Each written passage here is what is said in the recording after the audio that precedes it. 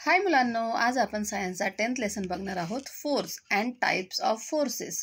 तर फोर्स म्हणजे बल. आपण जे एखादी वस्तू हलवण्यासाठी जी ताकद लावतो की नाही त्याला म्हणतो फोर्स. आणि त्याचे टाइप कोणते कोणते आहेत, प्रकार कोणते कोणते आहेत ते आपण या लेसनमध्ये बघणार आहोत. Observe and discuss. हे निरीक्षण करा आणि त्यावर चर्चा करा. या चित्रामध्ये काय दिसत आहे तुम्हाला? तर ह्याच्यामध्ये हा माणूस किंवा हा मुलगा बोटमधून चाललेला आहे. ठीक आहे. आता हा स्पंज आहे आणि ह्या स्पंजवरती जेव्हा आपण बोटाने असं दाबतो तेव्हा असा खड्डा पडतो. ठीक आहे. आता हा रॉड आहे ते वाकवण्याचा प्रयत्न करत आहे या चित्रामध्ये. याच्यामध्ये बैलगाडी आहे, बैलगाडीमध्ये ओझं आहे आणि हे बैल ते ओझं घेऊन जात आहेत. हा मुलगा टायर खेळत आहे. जेव्हा तो या लाकडाच्या तुकड्याने दांडीने त्या टायरला मारतो तेव्हा तो टायर गोल गोल पुढे पळत जातो. आणि हा मुलगा फुटबॉल खेळत आहे. तर त्याने किक मारली की फुटबॉल हवेमध्ये उडतो. तर हे आहेत व्हेरियस ॲक्शन्स. ह्या वेगवेगळ्या प्रकारच्या ॲक्शन आहेत. ठीक आहे.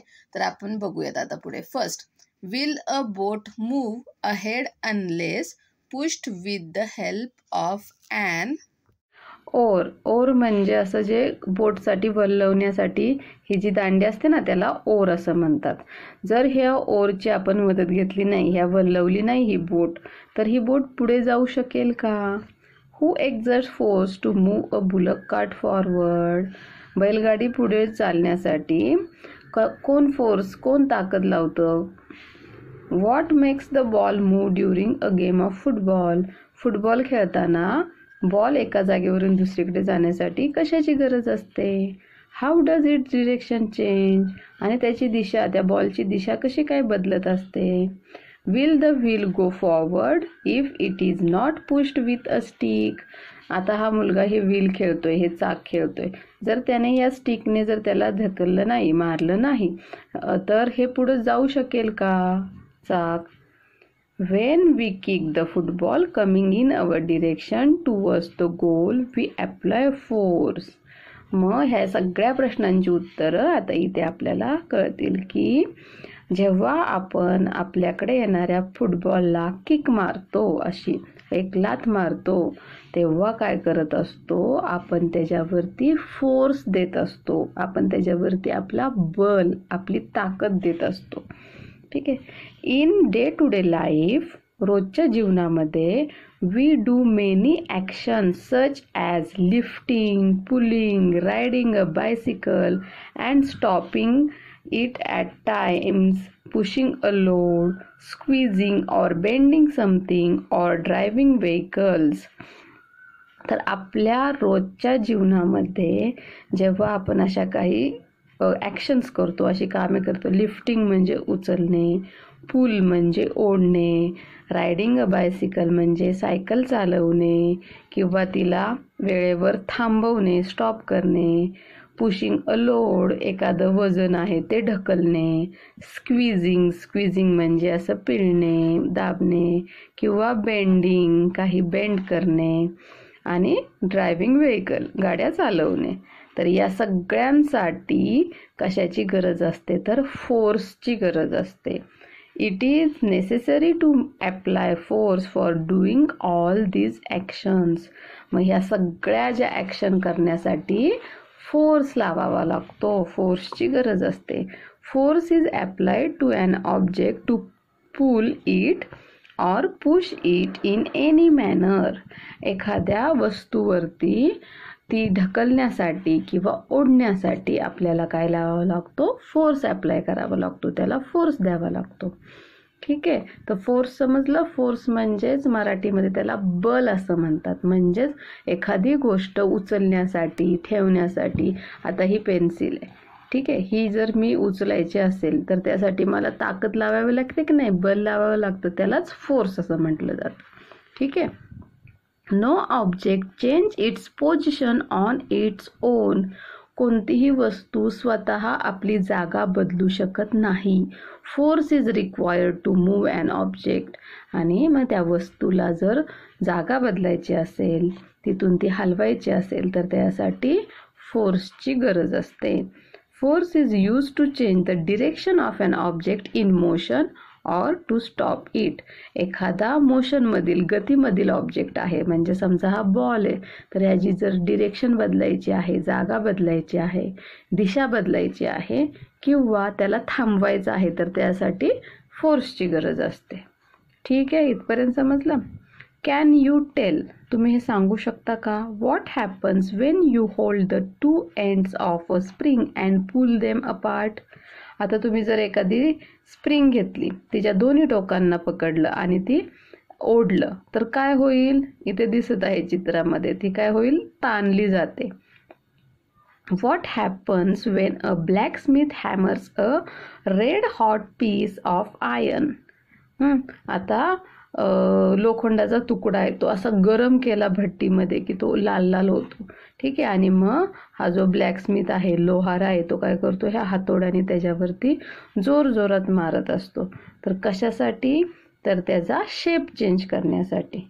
म्हणजेच आता या घटनेमध्ये पण ह्या स्प्रिंगचा काय चेंज झालाय, शेप चेंज झालाय, आकार चेंज झालाय.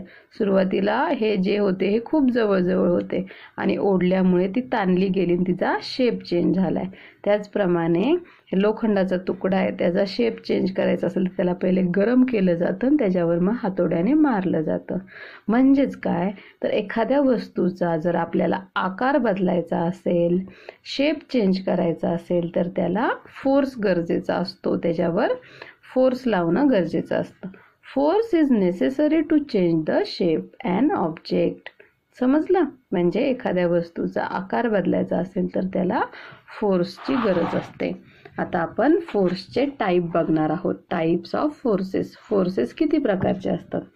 First is muscular force. नावामध्ये सगळं मिनिंग येतं. मस्क्युलर फोर्स म्हणजेच काय, तर जो फोर्स आपण मसलच्या मदतीने अप्लाय करतो त्याला म्हणतात मस्क्युलर फोर्स. नावातच आहे की नाही, muscles. In all the actions shown in the picture 10.1. 10.1 म्हणजे हे पिक्चर, ह्याच्यामध्ये ज्या सगळ्या ॲक्शन्स दाखवलेल्या आहेत, the movements takes place with the help of the bones and muscles in the body. आता ह्याच्यामधल्या ज्या सगळ्या मुवमेंट आहेत, तर त्यासाठी कशाचा वापर होतो, आपल्या बोन्स आणि मसल्सचा वापर होतो. The person in the picture alongside is lifting the weight by using muscular force. या फोटोमध्ये हा माणूस दिसत आहे, तो काय करतोय, वेट लिफ्ट करतोय, हे वजन उचलत आहे आणि तेव्हा त्याच्या मसल्सचा तिथे वापर केला जात आहे. मग अशा वेळेस जेव्हा कोणतंही काम करताना मसल्सचा वापर केला जातो, तेव्हा त्या फोर्सला म्हणतात muscular force. The force applied with the help of muscles is called muscular force. Use your brain power.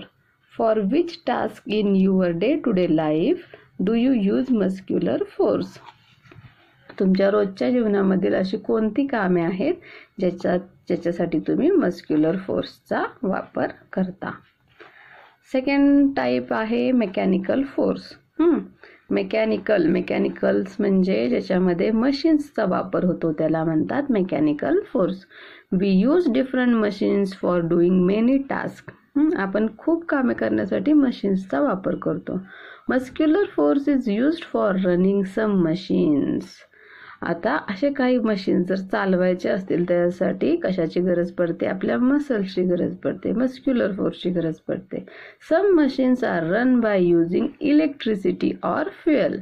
तर अजून काही जे मशीन्स असतात तर ते कशावर, लाईटवर किंवा इंधनावर, फ्युएलवर चालतात, जसं की पेट्रोल डिझेलवर चालतात. Machines like the latter are called automatic machines because a mechanical force is used here. मग अशा मशीन्स ज्या लाईटवर किंवा इंधनावर चालतात त्यांना ॲटोमॅटिक मशीन्स असे म्हटले जाते, कारण त्याच्यामध्ये मेकॅनिकल फोर्सचा वापर होतो. फॉर एक्झाम्पल, जसे की स्विंग मशीन, शिलाई machine, electric pump, washing machine, mixer etcetera. हे सगळे जे आहेत ते कशावर चालतात, लाईटवर चालतात. Make a list of other such machines. आणि अशा अजून काही मशीन्सची तुम्ही लिस्ट बनवू शकता. The force applied by means of a machine is called mechanical force. मग मेकॅनिकल फोर्स म्हणजे काय, तर मशीनद्वारे अप्लाय केला जाणारा फोर्स त्याला म्हणतात मेकॅनिकल फोर्स. आता थर्ड टाईप आहे gravitational force. Force is applied by the gravity. ग्रॅव्हिटीमुळे अप्लाय होणारा फोर्स त्याला म्हणतात ग्रॅव्हिटेशनल फोर्स. आता ते डिटेलमध्ये बघूया आपण म्हणजे नेमकं काय. If an object is thrown upward by applying force it reaches a certain height and comes down again. Why is this so? म्हणजे जर एखादा ऑब्जेक्ट आहे, एखादी वस्तू आहे, आपण ती वर फेकली, फॉर एक्झाम्पल बॉल घ्या. जर तुम्ही बॉल हवेमध्ये वरती फेकला तर तो एका ठराविक उंचीपर्यंत जातो, तिथे तो थांबतो आणि परत खाली पडतो. ठीक आहे, मग तो असा खाली का पडतो, हे का होतं? Why do fruits on trees fall to the ground. झाडावरची फळे खालीच का पडतात, तर the earth pulls all the objects towards itself. कारण आपली जी पृथ्वी आहे ती त्या सगळ्या ऑब्जेक्ट्सना आपल्याकडे ओढत असते. ठीक आहे, कोणताही पदार्थ घ्या किंवा झाडावरची फळे घ्या, ती पृथ्वी आपल्याकडे त्यांना ओढत असते, त्याच्यामुळे ती खालीच पडतात. The force applied by the earth to pull objects toward itself is called gravitational force. आणि मग हा जो पृथ्वी जो फोर्स वस्तूंवरती अप्लाय करते आणि सगळ्या वस्तूंना खाली ओढते, तर त्या फोर्सला म्हणतात ग्रॅव्हिटेशनल फोर्स आणि त्यालाच आपण म्हणतो ग्रॅव्हिटी. समजलं? ग्रॅव्हिटेशनल फोर्स कळला. आता तुम्हाला माहिती आहे का ह्या ग्रॅव्हिटेशनचा शोध कोणी लावला? आपण बघूयात. In the past sir Isaac Newton discovered gravitation in the 17th century. हे न्यूटन आहेत ना, आयझॅक न्यूटन यांनी या ग्रॅव्हिटेशनचा शोध लावला की पृथ्वी असं काही फोर्स अप्लाय करते आणि त्याच्यामुळे सगळ्या वस्तू पृथ्वीकडे खेचल्या जातात. हा जो शोध आहे तो ह्या न्यूटनने 17व्या शतकामध्ये लावला. The earth's gravitational force acts in the direction opposite to that of an object moving upwards. आता हा ग्रॅव्हिटेशनल फोर्स जो आहे तो जो ऑब्जेक्ट आहे, जी वस्तू आहे ती वरच्या दिशेला जर मूव्ह होत असेल तर ग्रॅव्हिटेशनल फोर्स त्याच्या अपोजिट विरुद्ध दिशेला असतो. Hence the speed of that object goes on decreasing till in the end it becomes 0. आणि मग अशा प्रकारे कोणतीही वस्तू आपण जेव्हा वरती फेकतो तेव्हा ग्रॅव्हिटेशनल फोर्स त्याला खाली खेचत असतो आणि त्याच्यामुळे त्याचं जे स्पीड आहे वरती जाणाऱ्या ऑब्जेक्टचं ते कमी कमी होत जातं आणि एका पॉईंटला ते 0 होतं. आणि 0 झाल्यानंतर then the object starts falling down instead of going up any further. आणि मग त्याचं जे स्पीड कमी कमी होऊन जे 0 होतं ते नंतर ते वस्तू वरती जाण्याऐवजी खाली खाली येत जाते. While falling, its speed goes on increasing all the time due to the gravitational force. आणि मग ते वरून खाली येताना त्याचा स्पीड काय होत जातो, त्याचा वेग वाढत वाढत जातो ग्रॅव्हिटेशनल फोर्समुळे. तुम्ही हे ट्राय करून बघू शकता. एक बॉल घ्या आणि तो वरती फेका. जसजसं तो वरती जाईल तसतसं त्याचा स्पीड कमी होत जातो. एका पॉइंटला त्याचा स्पीड 0 होतो आणि तो परत खाली येतो. ठीक आहे. Let's try this one. Take a small stone and a bucket full of water. एक छोटासा दगड घ्या आणि एक बकेट घ्या, एक बादली घ्या जी पाण्याने पूर्ण भरलेली असेल. Drop the stone into the water from a height about 20 centimeter. 20 सेंटीमीटरच्या हाईटने तो स्टोन काय करा, त्या पाण्यामध्ये सोडा. You will hear the sound of the stone dropping in the water. आणि तुम्हाला तो दगड पाण्यामध्ये पडल्याचा आवाज येईल. Now drop the same stone into the water from the height of 100 centimetre.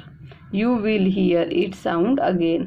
आणि मग परत काय करा की अजून त्याची हाईट वाढवा 100 सेंटीमीटर आणि परत तो दगड तसा टाका. तुम्हाला आता परत त्याचा आवाज ऐकू येईल.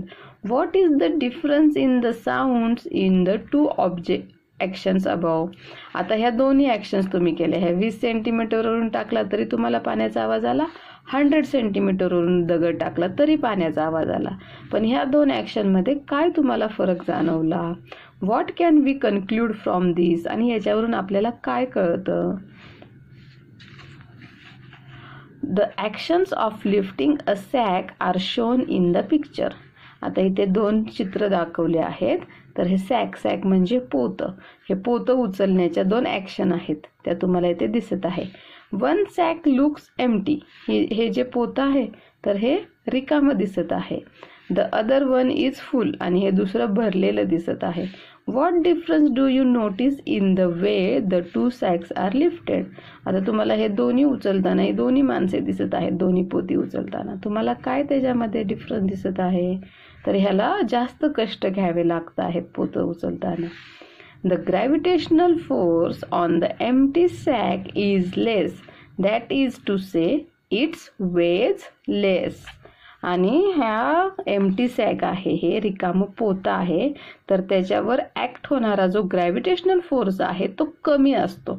त्याच्यामुळे ह्याचं वजन काय आहे? कमी आहे. And the gravitational force on the bigger sack is greater. In the other words the bag weighs more. आणि ही जी मोठी सॅक आहे की नाही, भरलेलं पोतं आहे ना, तर त्याच्यासाठीचा असणारा ग्रॅव्हिटेशनल फोर्स काय आहे? तो जास्त आहे. आणि म्हणून याचं वजन सुद्धा काय असतं? ह्या पोत्याचं जास्त असतं. Greater force must be applied to lift a greater weight. याच्यावरून आपल्याला काय कळतं की जर जास्त वजन उचलायचं असेल तर आपल्याला फोर्स पण जास्तच लावावा लागतो. Do you know? तुम्हाला हे माहीत आहे का? To weigh an object it is hung from the hook of a spring balance. जर एखाद्या वस्तूचं वजन करायचं असेल तर एक स्प्रिंग बॅलन्स असतो, वजन काटा असतो स्प्रिंगला, आणि त्याला हुक असतं. त्या हुकला तो काय करावा लागतो? अडकवायला लागतो. The suspended object is pulled downwards by the force of gravity. मग ज्याच्यामध्ये ती वस्तू असते तर ते काय होतं? ग्रॅव्हिटेशनल फोर्समुळं, ग्रॅव्हिटीमुळं काय होतं? खाली जातं. At the same time the force of the tension in the spring constantly pulls the object upwards. आणि त्याच वेळेस त्या स्प्रिंगमधला जो फोर्स टेन्शन आहे, फोर्स ऑफ टेन्शन आहे, तो काय करत असतो? त्याला वरती खेचत असतो. The object comes to rest when the tension in the spring and the gravitational force on the object become equal.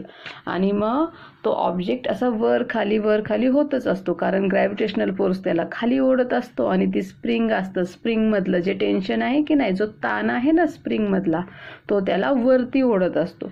म्हणून तो ऑब्जेक्ट काय होत असतो? वर खाली असा होत असतो.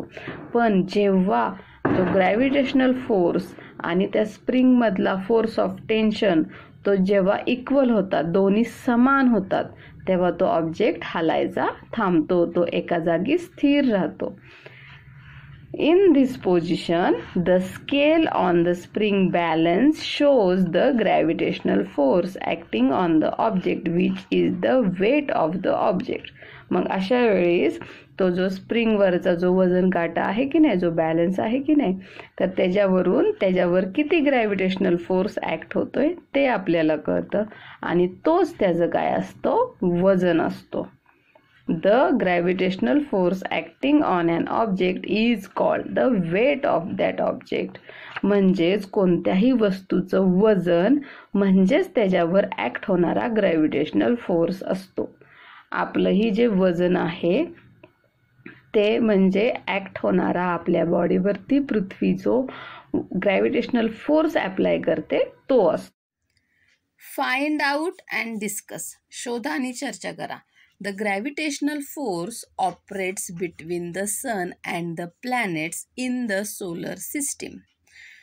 तर सोलर सिस्टीम जे आहे, सूर्यमाला जे आहे, त्याच्यामध्ये सर्व आपल्याला माहीत आहे की सर्व जे प्लॅनेट आहेत, ग्रह आहेत, ते सूर्याच्या भोवती गोल गोल फिरत असतात. तर त्याच्यामध्ये ग्रॅव्हिटेशनल फोर्स असतो. सूर्य जो आहे सन जो आहे तो प्लॅनेटवरती ग्रॅव्हिटेशनल फोर्स अप्लाय करत असतो आणि म्हणून ते एका सरळ रेषेमध्ये गोल गोल गोल गोल फिरतात. ते आपली जागा बदलत नाहीत. Because of this the planets revolve around the sun. आणि या ग्रॅव्हिटेशनल फोर्समुळेच ते जे ग्रह आहेत किंवा प्लॅनेट आहेत ते सनभोवती फिरत असतात. At the same time gravity also operates between planets and their satellites. आणि त्याच वेळेस प्लॅनेट त्यांच्या सॅटेलाइटवरती सुद्धा अशाच प्रकारचा ग्रॅव्हिटेशनल फोर्स एक्झर्ट करत असतात आणि त्याच्यामुळे ग्रॅव्हिटीमुळे ते सॅटेलाइटसुद्धा प्लॅनेटच्या भोवती फिरत असतात. जसा मून हा अर्थचा सॅटेलाइट आहे, चंद्र हा पृथ्वीचा सॅटेलाइट आहे, पृथ्वीसुद्धा चंद्रावरती ग्रॅव्हिटेशनल फोर्स एक्झर्ट करते आणि म्हणून चंद्र पृथ्वीच्या भोवती फिरत असतो. Then why don't all the planets and satellites fall towards the sun. आणि मग असा आपल्याला विचार येतो का की जे प्लॅनेट्स आहेत किंवा सॅटेलाइट्स आहेत ते सूर्याकडेच पडत का नाहीत? नाही पडणार, कारण त्याच्यामध्ये ग्रॅव्हिटेशनल फोर्स असतो, त्याच्यामुळे ते पडत नाहीत. Use your brain power. जरा डोके चालवा. Which forces are acting upon an aeroplane taking off into the sky. आता जर एरोप्लेन जे आहे, विमान आहे, ते आकाशामध्ये उडत आहे. टेकिंग ऑफ म्हणजे आकाशामध्ये उडण्याचा प्रयत्न करत आहे. आता ते उडणार आहे, मग त्याच्यावरती कोणते कोणते फोर्सेस ॲक्ट होत असतील सांगा बरं, जरा विचार करा. एक तर मेन फोर्स आहे त्याच्यावरती ग्रॅव्हिटेशनल फोर्स, तर तो एक्झर्ट करतच असणार आहे. ठीक आहे. आणि अजून दुसरा कोणता फोर्स असणार आहे तर मेकॅनिकल फोर्स, कारण त्याच्यामध्ये मशीन यूज होत आहे. ठीक आहे. तर एरोप्लेनवरती दोन प्रकारचे फोर्सेस ॲक्ट होत असतात. एक आहे ग्रॅव्हिटेशनल फोर्स आणि दुसरा आहे mechanical force. 4. Magnetic force. Place a magnet on a table. तर आता आपण बघणार आहोत मॅग्नेटिक फोर्स. मॅग्नेट माहिती आहे तुम्हाला, त्याने एक्झर्ट केलेला फोर्स आपण बघणार आहोत. ठीक आहे. तर एका टेबलवरती एक मॅग्नेट ठेवा. Take a big iron nail towards the magnet. त्या मॅग्नेटच्या जवळ एक लोखंडी खिळा न्या. It sticks to the magnet. तो खिळा मग काय होईल, त्या मॅग्नेटला चिटकेल. Now hold the magnet upright in the air away from the nail. आता त्या खिळ्यापासून जरा लांब असं ते मॅग्नेट पकडा. What happens. काय होईल. The force exerted by a magnet is called magnetic force. काय होईल सांगा बरं. थोड्या अंतरावरती जर खिळा असेल तर ते मॅग्नेट त्याला आपल्याकडे खेचून घेतं, बरोबर ना. मग यालाच म्हणतात, ह्या मॅग्नेटनी जो फोर्स दिलेला आहे त्या नेलवरती त्याला म्हणतात मॅग्नेटिक फोर्स. समजलं. 5th frictional force. आता आपण बघणार आहोत फ्रिक्शनल फोर्स. फ्रिक्शनल फोर्स म्हणजे काय तर कोणत्याही दोन वस्तूंचं एकमेकांवरती जेव्हा फ्रिक्शन होतं, घर्षण होतं, तेव्हा जो फोर्स तयार होतो त्याला म्हणतात फ्रिक्शनल फोर्स. तर आपण बघूयात. When a carrom piece is flicked lightly it slides over the carrom board but stops at a certain distance. जेव्हा तुम्ही कॅरमचा जो पीस आहे म्हणजे कॅरमचा स्ट्रायकर आपण म्हणतो की नाही, त्याने जर कॅरमवरती मारलं, दुसऱ्या सोंगड्यांना मारलं तर काय होतं तर तो स्लाइड होतो, घसरतो आणि थोड्या अंतरावरती जाऊन थांबतो. A ball rolling over a flat ground stops at a certain distance. जर तुम्ही बॉल असा सरपटी सोडला जमिनीवरती तर तो काही अंतरावरती जाऊन थांबतो. Why does this happen. हे असं का होतं तर का होतं. When two surfaces rub against each other the force of friction comes into play. जेव्हा कोणतेही दोन सरफेस आहेत, म्हणजे आता ह्या स्ट्रायकरचा खालचा सरफेस आणि या कॅरम बोर्डचा वरचा सरफेस जेव्हा एकमेकांवरती घासले जातात तेव्हा त्याच्यामध्ये फोर्स ऑफ फ्रिक्शन तयार होतो. It always acts against the direction of motion. आणि तो जो फोर्स ऑफ फ्रिक्शन आहे तो जी मोशनची डिरेक्शन असते, म्हणजे जिथून आपली त्या वस्तूची मूव्हमेंट होत असते, ते हलत असते, ती जी गती असते, तर त्याला तो अपोज करत असतो, त्याच्या अपोजिट डिरेक्शनमध्ये तो असतो. When a brake is applied while riding a bicycle, it stops after running a short distance. जेव्हा तुम्ही सायकल चालवत असाल आणि सायकल चालवताना जर तुम्ही ब्रेक दाबला तर तिथल्या तिथं सायकल थांबत नाही, ती थोडीशी पुढे जाऊन थांबते. How does the brake work. ब्रेकचं काम कसं होतं तुम्हाला माहीत आहे का? Between which parts is friction produced, आणि कोणत्या सायकलच्या पार्ट्समध्ये फ्रिक्शन प्रोड्यूस होतं तुम्हाला माहीत आहे का? तो ब्रेक जो आहे तो चाकांपाशी लागलेला असतो. जेव्हा आपण ब्रेक दाबतो तेव्हा ते चाक जे मूव्हिंग असतं तर तिथे साईडला असे 2 ब्रेक असतात बघा. तर ते काय करतात, त्या चाकाला पकडून ठेवण्याचा प्रयत्न करतात जेणेकरून ते हलू नये. म्हणून ते थोड्या अंतरावरती गेलं की त्याचं स्पीड कमी कमी होत जाते आणि मग ते थांबते. ठीक आहे. तर कोणत्या पार्टमध्ये फ्रिक्शन प्रोड्यूस होतं? ते ब्रेक आणि जे सायकलचं व्हील आहे त्याच्यामध्ये ते फ्रिक्शन प्रोड्यूस होत असतं. समजलं frictional force? Okay. Use your brain power, जरा डोके चालवा. Why is powder sprinkled on the carrom board while playing carrom? तुम्ही कॅरम खेळता का? आपण कॅरम खेळायच्या अगोदर कॅरम बोर्डवरती ती बोरिक पावडर टाकतो बघा, आणि मग स्ट्रायकरने ती सगळीकडे व्यवस्थित पसरून घेतो. त्याने काय होतं सांगा बरं? जेव्हा आपण त्या कॅरम बोर्डवर पावडर टाकलेली नसते तेव्हा काय होत असतं, तो जो कॅरमचा बोर्ड आहे तो रफ होतो आणि त्याच्यामधलं फ्रिक्शन जे आहे, स्ट्रायकर आणि कॅरम बोर्डमधलं फ्रिक्शन हे जास्त असतं. त्याच्यामुळे ती जी सोंगटी आहे किंवा स्ट्रायकर आहे तो स्पीडमध्ये पळत नाही. आणि जेव्हा आपण पावडर टाकतो तेव्हा त्या दोन्हीमधला जो फ्रिक्शन आहे ते कमी होतं आणि त्याच्यामुळे ते जो स्ट्रायकर आहे तो जोरात तो पळत असतो, त्याचं स्पीड जास्त येतं. समजलं? Take 2 pieces of smooth paper and 2 of sandpaper and rub them against each other. What do you notice? आता हे ट्राय दिस, हे करायचं आहे. ठीक आहे. 2 स्मूथ पेपर घ्या, गुळगुळीत पेपर घ्यायचे आणि 2 सँड पेपर घ्यायचे जे खडबडीत असतात की नाही, रफ असतात ते, आणि ते दोघं एकमेकांना घासायचे. मग ते दोन्ही स्मूथ पेपर एकमेकांवरती घासायचेत आणि दोन्ही सँड पेपर एकमेकांवरती घासायचेत. तर तुम्हाला काय कळेल? तर the smooth surface can be easily rubbed against each other because of the force of friction between them is less. ते जे स्मूथ पेपर आहेत की नाही, गुळगुळीत पेपर घेतलेले, ते आपण सहजरित्या त्यांच्यावरती घासू शकतो कारण त्याच्यामधला फोर्स ऑफ फ्रिक्शन हा कमी असतो. While rough surfaces cannot be easily rubbed against each other because the force of friction between them is much greater. पण जेव्हा आपण ते दोन्ही सँड पेपर एकमेकांवरती घासायला जातो ना तेव्हा आपल्याला थोडासा त्रास होतो. म्हणजे इतक्या सहजरित्या ते घासले जात नाहीत कारण त्यांच्यामधला फोर्स ऑफ फ्रिक्शन काय असतो? जास्त असतो. It is possible for us to walk on the ground only because of the force of friction. आपण जे जमिनीवरती चालतो तर ते चालणं आपल्याला सहजरित्या शक्य कशामुळे होतं? तर ह्या force of फ्रिक्शनमुळे.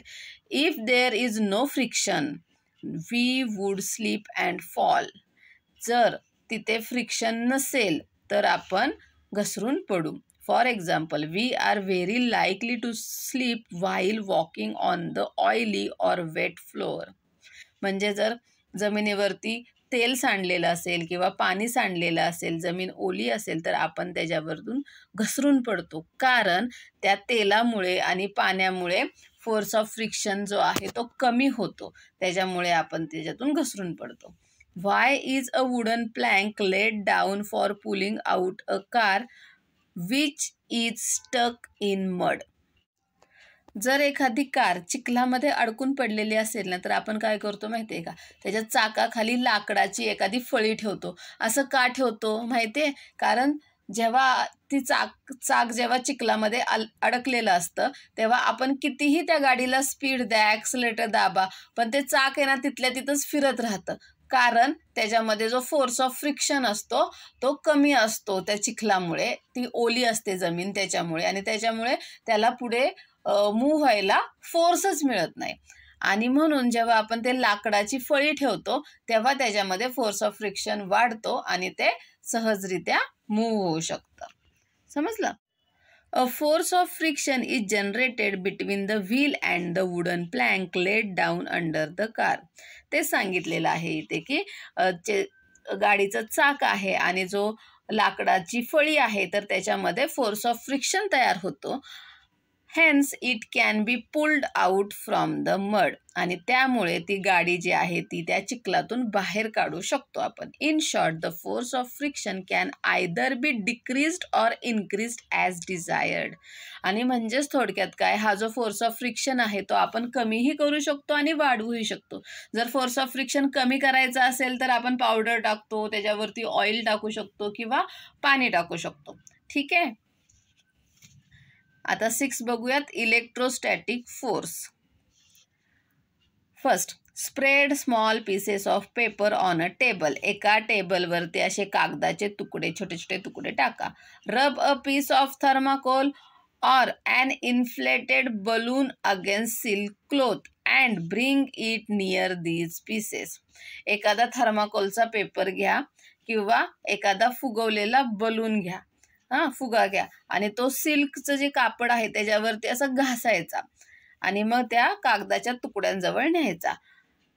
Second, rub a plastic comb against dry hair and repeat the above activity. केसांना तेल लावलेलं नसलं पाहिजे, ड्राय हेअर पाहिजेत. ठीक आहे. आणि मग त्याच्यावरती प्लास्टिकचा कंगवा घासायचा आणि परत तो या तुकड्यांजवळ न्यायचा. Rub a peacock feather between 2 pages of a notebook and bring it near your fingers. What do you see. एखादं मोरपीस घ्यायचं, ते काय करायचं, तुमच्या नोटबुकच्या दोन्ही पेजमध्ये थोडंसं घासायचं आणि तुमच्या हाताच्या बोटांजवळ आणायचं. मग तुम्हाला काय दिसेल. In the above activities the pieces of paper, hair and the peacock feather are seen to move. आणि आपल्याला काय दिसेल की यावरच्या ॲक्टिव्हिटीज जर आपण केला तर हे जे कागदाचे तुकडे आहेत, आपली केसं आहेत किंवा जे मोरपीस आहे तर ते आपल्याला मूव्ह होताना दिसेल. Why does this happen. हे असं का होतं. Static electricity is produce on material like rubber, plastic and ebonite due to friction. आपण जेव्हा ती घासतो, रब करतो, म्हणजे त्याच्यामध्ये फ्रिक्शन तयार होतं आणि त्या फ्रिक्शनमुळे रबर असेल, प्लास्टिक असेल किंवा एबोनाइटची कांडी असते तर त्याच्यावरती स्टॅटिक इलेक्ट्रिसिटी तयार होत असते. The force exerted bye such electrically charge material is called electrostatic force. आणि अशा प्रकारे त्याच्यामध्ये जेव्हा इलेक्ट्रिसिटी तयार होते आणि त्याने जो फोर्स एक्झर्ट केला जातो तर त्याला म्हटलं जातं इलेक्ट्रोस्टॅटिक फोर्स. हे तुम्ही साधी तुमची जी स्केल असते ना आपल्या कंपॉसमधली, तर ती स्केलसुद्धा तुमच्या डोक्यावरती घासली आणि कागदाच्या तुकड्यांजवळ नेली तर त्याला सुद्धा कागदाचे तुकडे चिटकतात. म्हणजे त्या स्केलमध्ये सुद्धा स्टॅटिक इलेक्ट्रिसिटी जनरेट होत असते आणि त्या स्केलनी त्या कागदाच्या तुकड्यांवरती जो फोर्स एक्झर्ट होतो त्याला म्हणतो आपण इलेक्ट्रोस्टॅटिक फोर्स. हे करून बघा, सोपं आहे. कंबाईन्ड फोर्सेस म्हणजे एकत्र फोर्सेस कोणते कोणते आहेत आपण बघू. While and action is taking place, various types of forces act on the object in question.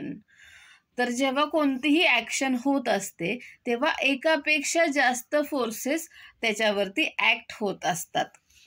You might have seen a roller coaster or the juggling of a sail boat on the sea shore. जर तुम्ही roller coaster बघितला आहे का, कुठेही मोठ्या तुम्ही जत्रेत गेलात तिथं मोठा रोलर कोस्टर असतो किंवा समुद्रकिनारी ज्या सेल बोट असतात बघा, तर त्याच्या कसरती चालतात. कसरती म्हणजे काय, ती वेगवेगळ्या पद्धतीने पाण्यावरती तरंगवली जाते, पळवली जाते, त्याला म्हणतात जगलिंग. ठीक आहे. A variety of forces act together in these cases. आणि याच्यामध्ये वेगवेगळ्या प्रकारचे फोर्सेस त्याच्यावरती ॲक्ट होत असतात. To obtain more information about these type the world's trick science in Google search on the internet. तुम्हाला याबद्दल अजून माहिती पाहिजे असेल तर गुगलवरती जायचं आणि ट्रिक सायन्स असं टाईप करायचं, मग तुम्हाला त्याची अजून जास्त माहिती मिळेल. ठीक आहे. अ लिटिल फन, थोडीशी मजा करूयात. Cut out fish shapes from coloured plastic sheets. प्लास्टिकचे शीट्स घ्यायचेत कलरफुल आणि त्याच्यामध्ये फिशचे शेप आहेत ते कट करायचे आहेत. Fix a pin on one side of the fishes. एका साइडला तिथे पिन लावायची, पिन टोचायची आहे. Take water in a big deep plate. आणि एक असं खोलगट भांडं घ्यायचं आणि त्याच्यामध्ये पाणी घ्यायचं. Release the fishes in it. आणि तुम्ही जे फिश तयार केलेलं आहे ना ते त्याच्यामध्ये सोडून द्यायची. They will float on the water. ते पाण्यावरती तरंगतील. Take a magnet and move it around. आता एक मॅग्नेट घ्या आणि ते त्याच्या भोवती असं फिरवा. Over the water. पाण्यावरती ते फिरवा. Can you make other games like this. मग काय होईल ते पाण्यावरती फिरवलं की ते जे फिश आहेत तर ते त्या मॅग्नेटला चिटकतील किंवा त्या मॅग्नेट जसं आपण गोल गोल फिरवू त्याप्रमाणे त्या फिरतील. तुम्ही यासारखे अजून गेम बनवू शकता का? What makes such games possible. हे कशामुळे अशा गेम्स तयार करणं शक्य होतं? तर हे जे टाइप्स ऑफ फोर्सेस आहेत त्याच्यामुळे.